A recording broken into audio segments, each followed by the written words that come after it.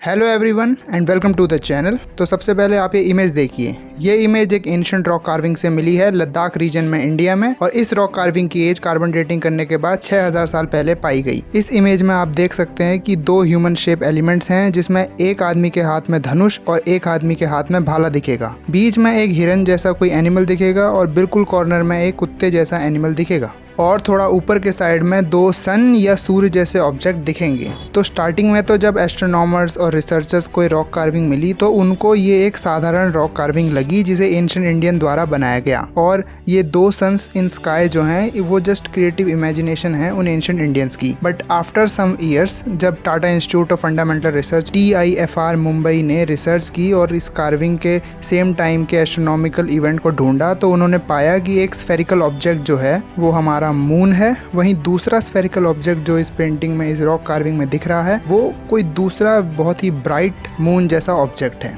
जो कि एक सुपरनोवा है, जो इतना ज़्यादा ब्राइट और बड़ा था कि नाइट स्काई में एक सेकंड मून जैसा दिख रहा था आज से 6000 साल पहले।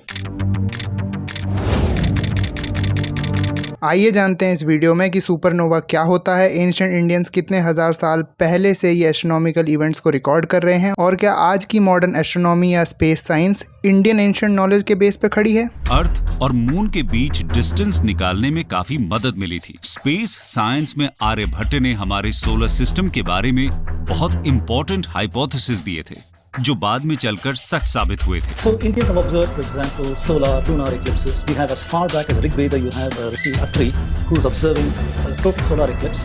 And this promptly led to a lot of derision among all the socialists and Marxists and missionaries who said that Indians believe there's a demon called Rahu who swallows the sun, and Ketu, they're so superstitious and nonsense. See, the problem is if you don't appreciate the metaphor, your understanding remains at a pedestrian level. So all of this data, this incredible amount of ancient data came from India. And much of Western science, if not most of Western science, is founded on a bedrock of Indian science and astronomy. And that is something that is denied today.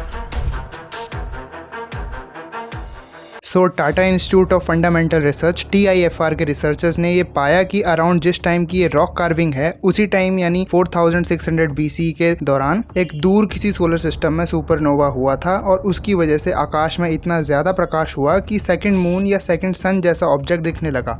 अब supernova क्या होता है? तो supernova एक stage होती है एक star के लाइफ में, जब वो स्टार अपने फाइनल स्टेज में होता है अपने एवोल्यूशन के, और वो उसके बाद एक बड़े ही ज़ोरदार धमाके के साथ एक्सप्लोड होता है, जिससे डेंजरस रेडियोएक्टिव गामा रेज निकलती हैं, जिसकी वजह से उस स्टार के करीब करीब 100 लाइट ईयर्स दूर तक ये गामा रेज दिखाई देती हैं। और ये जो सुपरनोवा एंशिएंट इंडियन ने रिकॉर्ड किया था, इसका नाम था HB9 सुपरनोवा। 2013 में ये रिसर्च पब्लिश हुई थी, और उसके बाद से ही लोगों को पता चला कि एंशिएंट इंडियंस एस्ट्रोनॉमिकल रिकॉर्ड्स को एटलीस्ट 6000 साल पहले से कलेक्ट कर रहे हैं, और इसी के साथ ये रॉक कार्विंग्स पूरे वर्ल्ड की ओल्डेस्ट रॉक कार्विंग बन गई, जहाँ पे ह्यूमंस ने किसी सुपरनोवा इवेंट को रिकॉर्ड किया हो। सो अब एंशिएंट इंडिया की बात हो ही रही है, तो let's teleport to ancient India. Ancient India एक ऐसी कंट्री थी जहाँ पे कई सारी फिलोसफीज, कई सारे स्कूल ऑफ थॉट्स थे, और एक सिस्टमैटिक एजुकेशन सिस्टम था, from small village gurukul to great universities like Nalanda, Taxila etcetera, जहाँ पे ना सिर्फ इंडियंस बल्कि foreigners like Greek, Chinese, Tibetans भी पढ़ने आते थे। और इन्हीं गुरुकुलों में गुरुओं या ऋषियों के द्वारा अर्थशास्त्र, इकोनॉमी, कूटनीति, डिप्लोमेसी,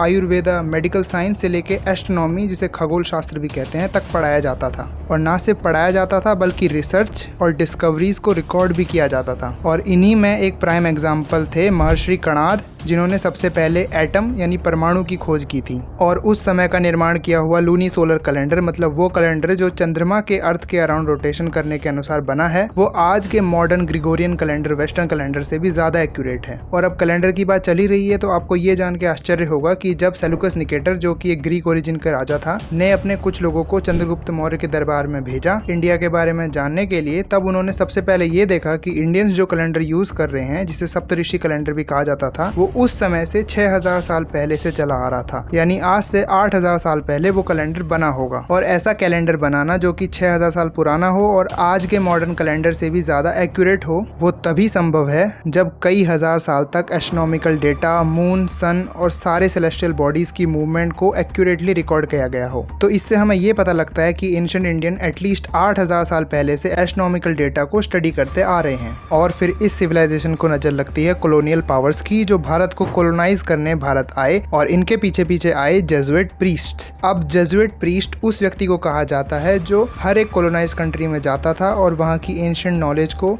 या तो चुरा लेता था या कॉपी करके कैसे भी करके अपनी यूरोपियन कंट्रीज में पहुंचाता था, जहाँ इसी नॉलेज और रिकॉर्ड्स का यूज करके वो लोग और ज्यादा साइंटिफिक डिस्कवरी करते थे। One of the not so famous but very important example was Tycho Brahe. Tycho Brahe was a Danish astronomer जिन्होंने सपोजिट बहुत सारी एस्ट्रोनॉमिकल डिस्कवरीज की। Actually it were Jesuit priest जिन्होंने एंशिएंट इंडियंस के astronomical records को लाकर इन भाई साहब को दिया और फिर इन्हीं एस्ट्रोनॉमिकल रिकॉर्ड्स की हेल्प से इन्हीं के एक स्टूडेंट नेम योहानेस केपलर ने 3 लॉज ऑफ प्लेनेटरी मोशन दिए। हालांकि वो बात अलग है कि चर्च को ये लॉज अच्छे नहीं लगे और बाइबल की स्टोरी के अगेंस्ट लगे और इसीलिए फिर इन भाई साहब को यानी योहानेस केपलर को अपना बचा हुआ जीवन हाउस अरेस्ट में बिताना पड़ा। बट एटलीस्ट ये लॉज तो एंशिएंट इंडियन नॉलेज और सेलेस्टियल रिकॉर्ड्स के बेस के ऊपर लिखे गए थे। बट इन लोगों की बेशर्मी देखो, इंडियन नॉलेज को कॉपी किया या चोरी की पर एक बार भी इंडिया का मेंशन नहीं किया। इवन अरेबियन ट्रांसलेटर जैसे अल बिरूनी जिसने कई सारे संस्कृत टेक्स्ट को अरेबिक में ट्रांसलेट किया था, उसने अपनी बुक्स में इंडिया का मेंशन किया था